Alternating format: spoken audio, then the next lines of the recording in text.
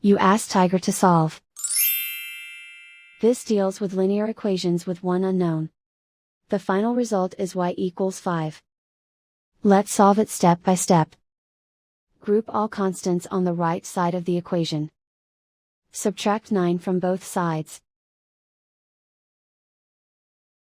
Group like terms. Simplify the arithmetic.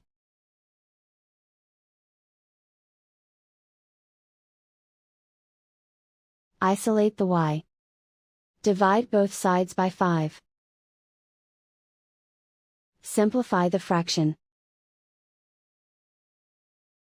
Find the greatest common factor of the numerator and denominator. Factor out and cancel the greatest common factor.